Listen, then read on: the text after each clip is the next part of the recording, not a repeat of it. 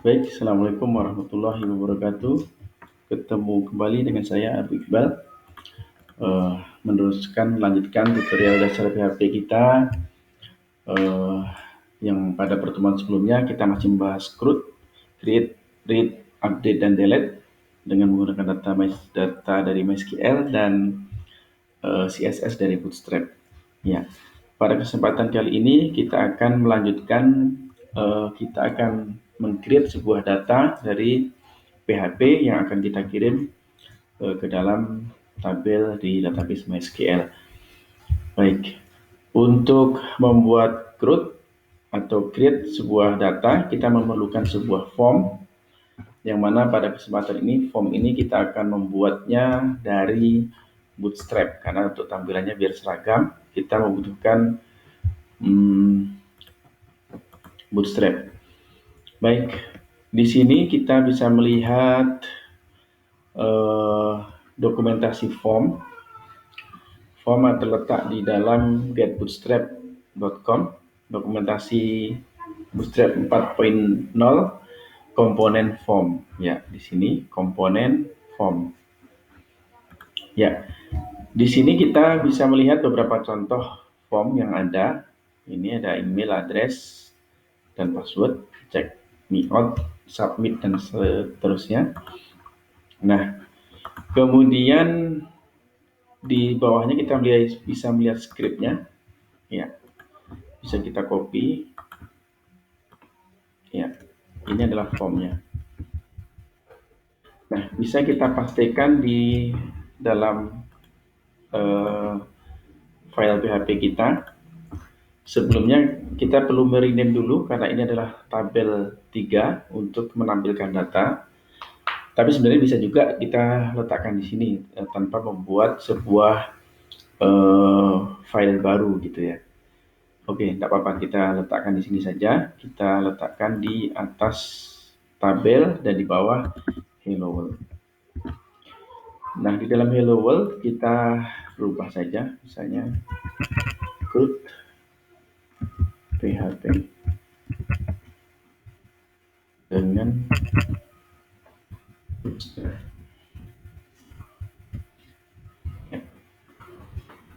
Ini bisa kita refresh. Ya, tabel kita sudah, form kita sudah masuk di atas tabel yang tadi sebelumnya kita sudah membuatnya. Nah, di sini bisa langsung kita tulis karena di sini adalah memang benar-benar murni sintak dari HTML. Kita tinggal sedikit memodifikasi komponen form kita. Misalnya di sini ada check me out, kita belum memerlukan sekarang, kita bisa menghapusnya. Ya, kita bisa mengisi dari nama-nama kolom yang akan kita perlukan, yaitu misalnya seperti nama, kemudian harga, dan kategori tentunya. Baik, kita coba dulu menyesuaikan dengan tabel kita.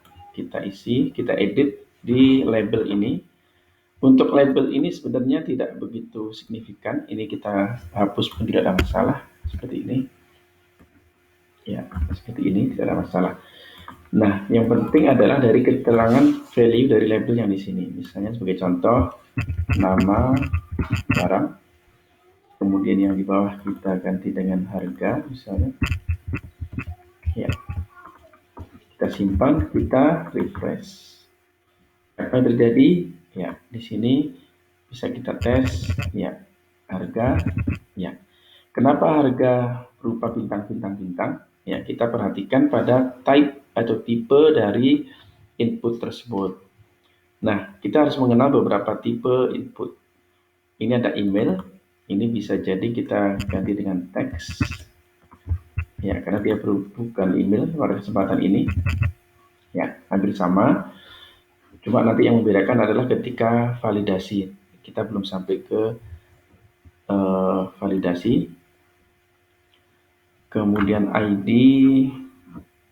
untuk di PHP kita belum membutuhkannya juga, kita hapus. Ini kita hapus juga. Ya, tinggal type, kemudian class dan placeholder. Jadi biar teman-teman tidak ribet, tidak bingung. Pada kesempatan ini kita di dalam komponen input kita cuma membutuhkan tipe atau type, class, dan placeholder. Ya, class form control ini adalah bawaan dari Bootstrap. Misalnya kita rubah form control 2, ya tampilan jadi kurang pas ya, tidak bagus ya, karena ini form control 2 tidak dikenal oleh Bootstrap. Jadi kita tidak perlu merubahnya, cukup kita menggunakan apa yang ada. Seperti itu. Ya. Nah, placeholder adalah keterangan value di dalam sini. Ya, biasanya dicocokkan dengan label yang di atas. Ada sebagian orang yang tidak memerlukan label, cukup dengan placeholder saja. Ya, silahkan seperti itu. Tapi kalau mau lengkap, ada label dan placeholder juga lebih bagus. Karena sewaktu placeholder nanti dihapus atau diisi, dia akan hilang keterangannya. Sebagai contoh, di sini ada keterangan nama barang. Ketika kita isi dengan contoh, ya kan hilang. Jadi kan sebagian user akan kerepotan nanti ini form atau kolom apa gitu ya. Baik. Kemudian kita cukup di dalam input cukup type, class, dan placeholder. Berikutnya kita ke bawah sedikit di ada notifikasi sedikit apabila dibutuhkan. Ya, ini dengan kelas small namanya. Ya, ini sebenarnya kayak label di sini tetapi lebih kecil. Ini apabila dibutuhkan. Misalnya untuk ID juga kita tidak memerlukan, kelas masih diperlukan. Kemudian kita isi misalnya untuk keterangan penambah misalnya nama barang wajib diisi tanda seru. Ya, request. Ya, ini sekedar untuk keterangan saja. Yang lebih vital dan penting adalah di sini di input type tag yang di sini. Kemudian selain teks, di sini juga kita mengenal password di bawahnya yang bikin kita bingung nih kok seperti ini. Ini adalah salah satu type dari input. Misalnya password keluarannya titik-titik seperti itu 1, 2, 3. Ya. Ada apa lagi? Sebagai contoh misalnya juga bisa date. Kita refresh. Ya, date berubah menjadi drop down list seperti ini. Nah, picker data date time picker di sini. Dan ada beberapa lagi, nanti beberapa tipe akan kita pelajari di tutorial berikutnya. Baik, karena di sini kita cuma membutuhkan type-nya adalah teks, kita kembalikan ke type text. Kelasnya masih sama, form control, kemudian ID kita belum memerlukannya, nanti kita perlukan sewaktu kita mempelajari dengan Ajax atau jQuery. Kita sesuaikan placeholder-nya harga. Ya, seperti ini. Ya. Kemudian di sini form kita ratakan dulu biar lebih mudah. Form ya. Ada ini form yang atas ya. Oke. Ini form yang di bawah. Oke, kita di sini, form yang di sini. Baik. Nah, ini adalah salah satu form yang harus diisi yang bisa kita gunakan untuk mengirimkan data dari PHP ke dalam MySQL. Yang perlu diperhatikan adalah ini tadi inputnya terdiri dari type, class, placeholder. Ya, ada satu lagi yang perlu dibuat adalah name. Ya, masing-masing komponen dari teks akan kita beri nama masing-masing. Untuk mempermudah, saya membuatnya sama dengan nama field kita. Ya. Field kita di sini adalah nama, jadi kita isi dengan nama. Name sama dengan nama. Kemudian harga kita harga beli. harga beli kita letakkan di name sama dengan tanda petik 1 boleh, terserahkan tanda petik 2 tanda petik 2. Oke. Submit type, dan satu lagi button, ini type-nya submit. Ada beberapa tipe dari type dari button juga, ada yang button biasa, ada yang submit. Yang membedakan adalah kalau submit otomatis mensubmit, mengepost sebuah data. Baik. Nah, untuk form kita memerlukan lagi sebuah namanya action ya, yang mengerjakan dari form kita file apa gitu ya. Oke, kita refresh. Ya, ini kita sudah memiliki nama, kemudian harga, ya. Kemudian misalnya kita nambahkan juga di sini ada harga beli, kita sesuaikan sekalian harga beli.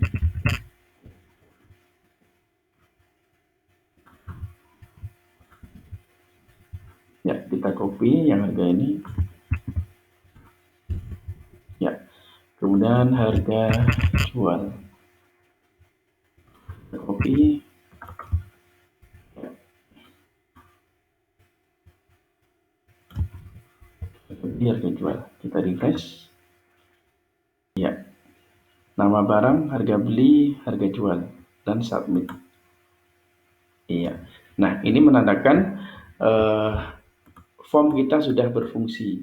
Ya, artinya sudah dikerjakan oleh yaitu PHP.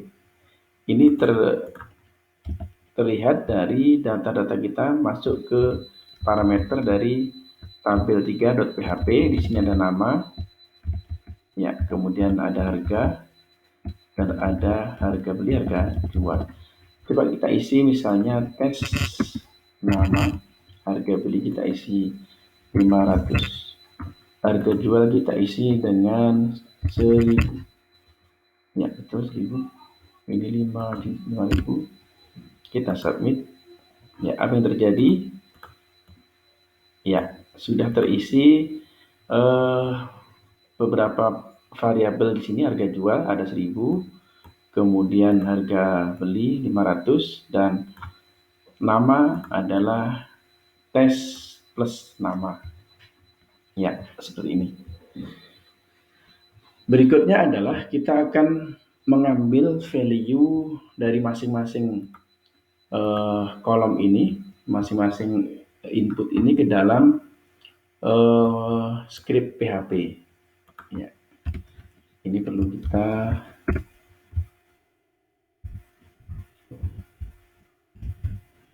ya, action sama dengan oke. Nah, sebenarnya kalau action dibiarkan kosong, sebenarnya dia merujuk kepada file itu sendiri. Ya. Jadi untuk memperjelas ini bisa kita isi dengan tabel 3.php seperti ini. Ya. Jadi teman-teman tidak bingung. Nah, suatu saat kita memerlukan action itu berupa file tersendiri, PHP tersendiri, misalnya tabel3action.php, silahkan. Artinya file ini melempar ke dalam file PHP yang lainnya. Baik. Nah, kemudian kita akan mengambil data dari inputan dari sini. Caranya, mau tidak mau kita harus membuka dengan script PHP. Ini. Oke. Nah, untuk mengambil sebuah variabel yang dikirim, itu ada beberapa cara. Ada yang get dan ada yang post. Kita coba yang get. Yang membedakan get dan post adalah kalau get biasanya terletak di sini. Ya, ini biasanya disebut get. Ada yang lebih unik yaitu dengan request. Artinya request bisa diterima seluruhnya, baik post maupun yang get. Kita coba dulu. Kita sebutkan dengan nama variabel yang sama. Misalnya nama barang, kita panggil juga dengan variabel nama barang atau nama. Oke, kita copy.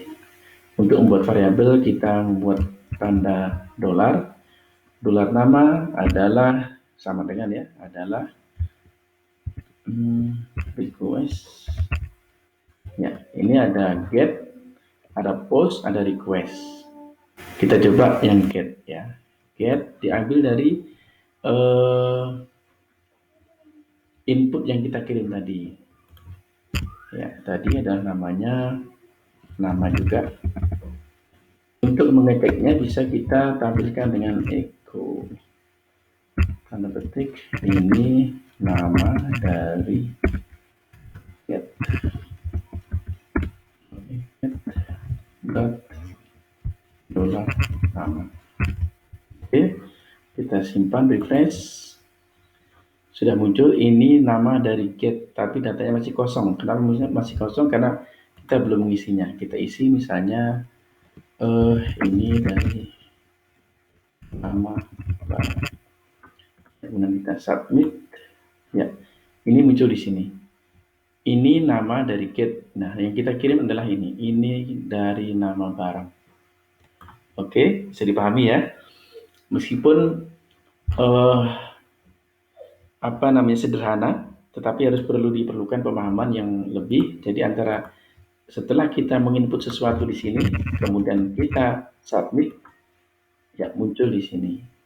Ya, inilah codingnya. Ini cara penulisannya menggunakan PHP.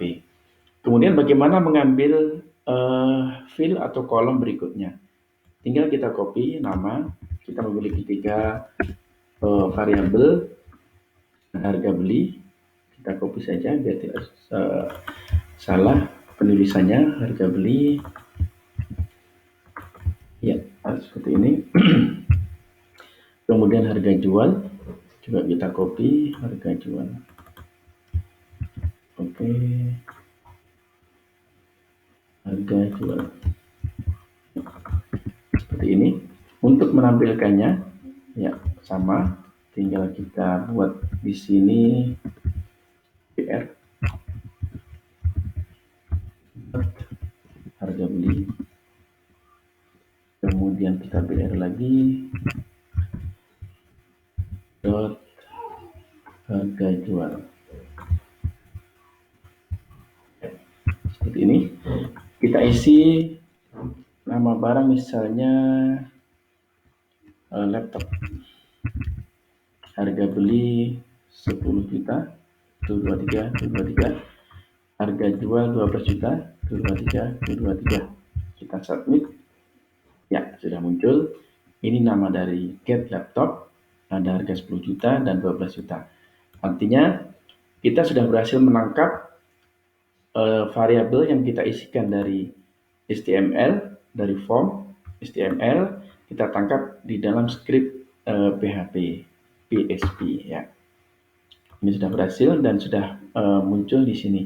Tinggal kita mengolahnya, kita input supaya dia bisa masuk ke dalam database MySQL kita.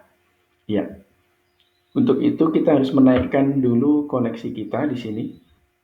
Ya, kita cut karena koneksi harus dideklarasikan dulu sebelum digunakan. Oke, seperti ini. Untuk SQL-nya karena ini diperlukan di bawah, kita letakkan di bawah saja di sini. Oke, baik.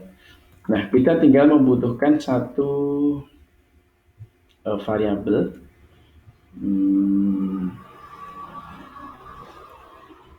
SQL namanya, kita querykan di sini. Kita membuat SQL atau query, kita singkat dengan Q underscore input. Begitu ya, Q input sama dengan, ya. Kalau kita sebelumnya select bintang untuk menampilkan, ini kita mengisi nama barang, kita sudah mengetahui tampilnya ada tabel barang, jadi kita mau menginputkan. Kalau untuk menampilkan data, kita pakai select. Kalau kita menginput, kita menggunakan insert into nama tabelnya barang. Ya, ini ada beberapa teknik untuk menginput atau menginsert sebuah tabel, kita menggunakan yang set terlebih dahulu. Insert into barang set, ya disebutkan nama filenya, nama sama dengan, ini kita coba dulu yang hard coded ya. Kita buat tanda petik 2 saja, mudah. Ya, seperti ini. Oke. Nah, nama kita mau coba dulu, nama kita isi dengan misalnya, dan teman-teman harus ingat bahwa untuk menginsert sebuah query ke dalam SQL, untuk format tipe variabel, tipe data berupa teks, ya, atau varchar, itu harus menggunakan tanda petik seperti ini, tanda petik. Misalnya kita isi dengan rambutan, contohnya rambutan. Oke, jadi kita akan mengisi ke dalam tabel barang kolom nama dengan rambutan. Jangan lupa ditutup dengan titik koma. Nah, ini baru variabelnya harus dieksekusi. Untuk mengeksekusinya hampir sama. Misalnya dengan kita namakan sebuah variabel, misalnya kita letakkan di sini. Oke, exe. Ini nama variabel bisa apa saja. Exe, iya. Oke. Kita refresh. Kita lihat di database kita, tabel kita. Ya, sudah masuk rambutan. Oke ya. Nah, ini yang saya sebut tadi hard coded. Kenapa hard coded? Ini isiannya langsung kita masukkan di sini, bukan berdasarkan variabel kiriman atau data kiriman dari sebuah form. Jadi masih sebutannya masih hard coded. Oke, kita naikkan variabel kita ke atas di sini sebelum kita pakai di dalam sebuah query yang dinamis. Rambutan akan kita ganti dengan nama di sini.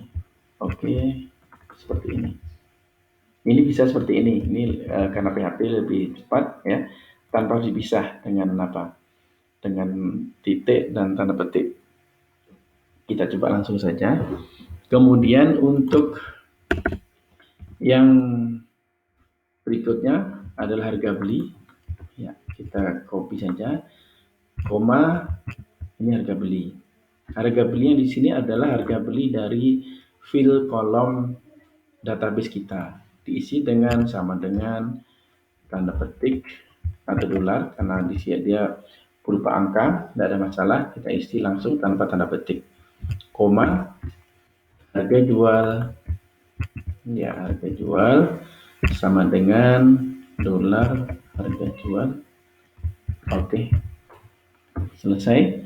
Nah, kita bisa mengisinya atau mencobanya di sini. Misalnya nama barang kita isi dengan termos, harga beli 30.000, harga jualnya 50.000.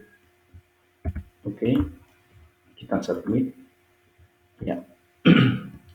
Dari sisi ini sudah nampak ya, ini get dari termos 30.000 dan 50.000. Tetapi kita perlu cek dulu di dalam database-nya masuk atau belum.